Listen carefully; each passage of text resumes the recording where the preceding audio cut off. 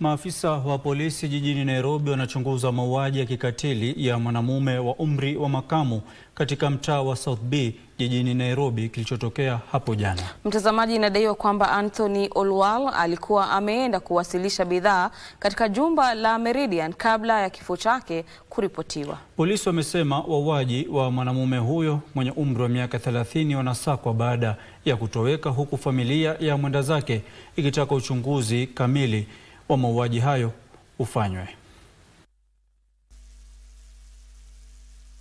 Why should this happen, surely? How can you admit somebody in your room without checking the details? How? This should not be, that should not, because that is an hotel. And wherever you go to the hotel, at the reception, everything is required there. Tunaomba tu justice. Patikane watoto wapate vile watakuwa. Lakini watu wametufanyia vibaya sana. Wangechukua hata hiyo simu watu wachie kijana. But nilikuwa na wait for calls yoni, so nikadecide kumpigia. Hiyo harakati ya kumpigia simu yake ilikuwa inaingia mteja. Sasa nilikuwa nashindwa. Ama maybe ni network. So niliassume ni network. Kakakaa kidogo kumjaribu tena haingii.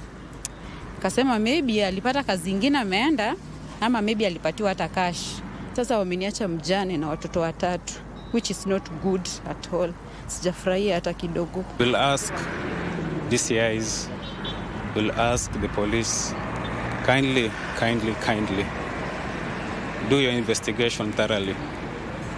We want to see justice for Anthony.